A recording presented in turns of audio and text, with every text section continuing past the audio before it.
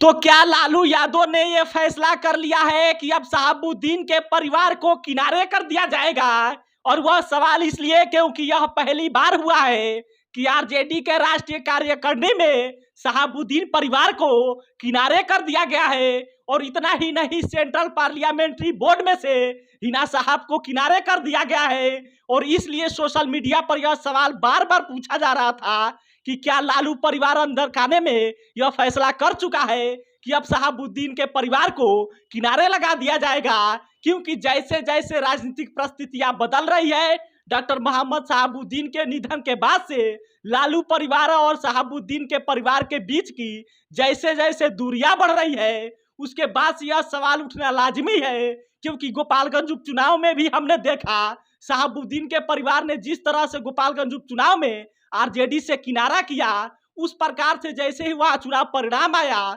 Social media पर यह सवाल पूछे जाने लगा कि यह तो शहाबुद्दीन फैक्टर था। और फिर उसके बाद से आरजेडी के राष्ट्रीय कार्यकारिणी में से हिना साहब यानी कि आप कह सकते हैं शहाबुद्दीन परिवार को अलग करना कहीं ना कहीं यह सवाल पूछे जाने पर मजबूर कर देगा कि क्या लालू यादव के परिवार ने यह फैसला कर लिया है कि अब हिना साहब या शहाबुद्दीन परिवार को किनारे कर दिया जाएगा। और अब हम इसी खबर पर बात करने वाले हैं, विश्लेषण करने वाले हैं कि आखिर 81 सदस्यों वाली राष्ट्रीय कार्यकारिणी में से शहाबुद्दीन परिवार को क्यों अलग कर दिया गया, आखिर शहाबुद्दीन का फैक्टर क्या था गोपालगंज उपचुनाव में, इन तमाम चीजों का जिक्र करेंगे। लेकिन इसके पहले नमस्कार स्वीकार कीजिए, मेरा नाम सिकंदर अली है और आप बिहार मंच देख रहे हैं। याद करिए गोपालगंज उपचुनाव में जो भाजपा और आरजेडी के बीच का हार जीत का फासला था वो मात्र 2000 वोटों का था। लेकिन वहां पे जिस प्रकार से असदुद्दीन वैसी के पार्टी के जो प्रत्याशी थे उनको 12,000 से अधिक वोट मिला, इससे कहीं ना कहीं आरजेडी के अंदर खाने में इस बात की चर्चा होने लगी कि गोपालगंज का जो क्षेत्र है, सिवान गोपालगंज का जो क्षेत्र है, वहां पर तो शहाबुद्दीन का प्रभाव रहता है। लेकिन असदुद्दीन वैसी के पार्टी के उम्मीदवार को 12,000 से अधिक वोट कैसे मिल गया? और फिर उसके बाद से एक दूसरा धरा सोशल मीडिया पर इस बात की भी चर्चा कर रहा था कि ये तो शहाबुद्दीन के परिवार का प्रभाव है कि यहाँ पे आरजेडी को ना पसंद करके असदुद्दीन वैसी के उम्मीदवार जो मुस्लिम समाज से थे उनको पसंद किया है वहाँ का मुस्लिम। और इसलिए शहाबुद्दीन का ये फैक्टर है, शहाबुद्दीन का प्रभाव है कि गोपालगंज के मुस्लिमों ने असदुद्दीन वैसी के उम्मीदवार को वोट दे दिया। और इसलिए 2000 के मार्जिन से वहां पे आरजेडी को अपना सीट गंवाना पड़ा, भाजपा उस सीट पर जीतने में कामयाब हो गई। और फिर उसके बाद से राष्ट्रीय कार्यकारिणी समिति का गठन होता है 81 सदस्यों वाले टीम में। यहाँ पे शहाबुद्दीन परिवार को पहली बार राष्ट्रीय कार्यकारिणी से अलग कर दिया गया है। सेंट्रल पार्लियामेंट्री बोर्ड से भी हिना साहब को अलग कर दिया गया है और ये पहली बार हुआ है। और इसलिए सोशल मीडिया पर यह सवाल उठना लाजमी है, यह सवाल पूछा जाने लगा है। यह सवाल जो राजनीतिक विशेषज्ञ है वो पूछ रहे हैं कि आखिर शहाबुद्दीन के परिवार को राष्ट्रीय कार्यकारिणी से और सेंट्रल पार्लियामेंट्री बोर्ड से अलग करने का मायने क्या है? आखिर लालू यादव ने क्या अंदर खाने में यह फैसला कर लिया है कि शहाबुद्दीन परिवार को अब किनारे लगा दिया जाएगा? क्योंकि जब से शहाबुद्दीन का निधन हुआ है फिर उसके बाद से शहाबुद्दीन परिवार और लालू परिवार के बीच से जिस प्रकार से दूरियां बढ़ रही है उस प्रकार से यह सवाल उठना भी लाजमी है।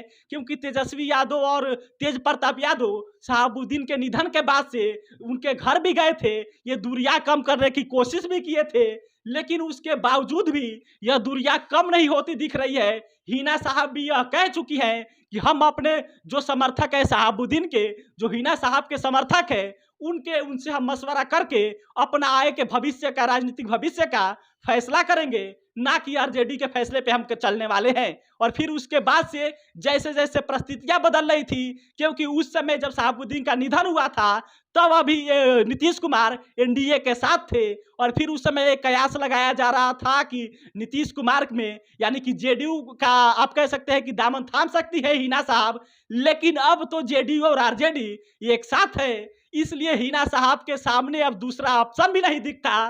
केवल एक ऑप्शन उनके सामने है कि क्या हिना साहब यानी कि शहाबुद्दीन परिवार अब असदुद्दीन वैसी के साथ हाथ मिला लेगा, क्योंकि उनके सामने अब उनके जिस विचारधारा से चलने वाला वो परिवार है उसके अलावा दूसरा ऑप्शन भी नहीं दिख रहा है कि आरजेडी जेडीयू के साथ से अगर अलग करता है तो फिर वहां पे असदुद्दीन वैसी के पार्टी के अलावा हिना साहब के लिए दूसरा ऑप्शन नहीं बच रहा है। और इसलिए बार बार यह सवाल पूछा जा रहा है कि जिस प्रकार से शहाबुद्दीन के समर्थकों ने अंदर खाने में वहां पे गोपालगंज में असदुद्दीन वैसी के पार्टी के उम्मीदवार को वोट दिलवाया, उस प्रकार से यह सवाल उठना लाजमी है।